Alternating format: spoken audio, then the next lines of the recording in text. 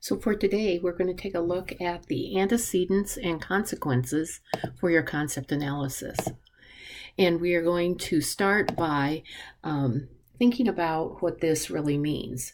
We know that the center of the actual concept analysis are the attributes, and those link or directly flow into the definition. And so those are the central or the major components of the concept analysis. But we also want to think about what precedes or has to be in place for that concept to exist, and then what happens in order for when that concept does exist, what are the outcomes or the consequences that result from the presence of the concept. So let's just dive in briefly about each of these. So the antecedents, if we think about the word ante, it means before.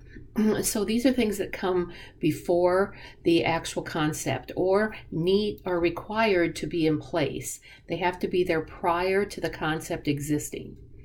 And so if we think about the example of learning, the antecedents for learning could be classified into maybe these three categories. That the antecedents for learning could be functioning cognitive processes, an attentive learner, and learning resources. And then if we categorize those into subcategories, the functioning cognitive processes for learning might be functioning sensory process, working memory, and long-term memory. And then the second category under the antecedents for learning would be attentive learner. So their prior experiences and their willingness or interest in learning could be another area of subcategories under attentive learner. And then the third category for these antecedents could be learning resources, and that could be the content and or skill that needs to, maybe the skill part would be the actual equipment that would be needed, or those kinds of things have to be in place in order for the learning to take place. And then in order for learning to take place, and the person would have to have access to the content or that skill.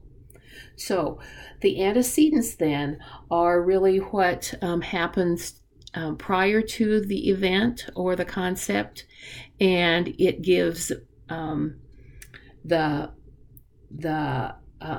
concept an opportunity to actually exist. On the opposite end of the spectrum, if we think about the concept itself happening or taking place or being described and having the defining characteristics or the attributes, then what is the result? What is the outcome when that happens? And those are what the consequences are. So we would expect them to result from the concept. And what happens is sometimes we think that the absence of the concept are what the consequences are, or the negative results. And so you want to avoid thinking about the negative results of if the concept doesn't exist, but what really happens if the concept does exist. So if we think about learning, we don't want to say the results are failing or not understanding. Those would be the absence of the concept, the results if the concept didn't exist.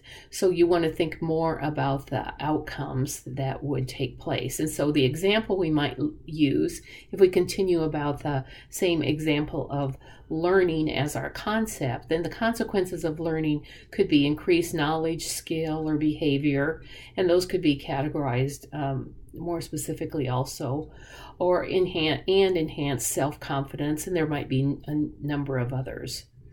So it's important for us to clarify what is important for that has to be in place prior to the concept existing, and then what are the things that come out of the concept that result, what difference does it make to have had this concept actually be in place. So we briefly explored what the antecedents are and what the consequences are, and they really flow, if you think about them, through the actual concept analysis process. We'll see you again.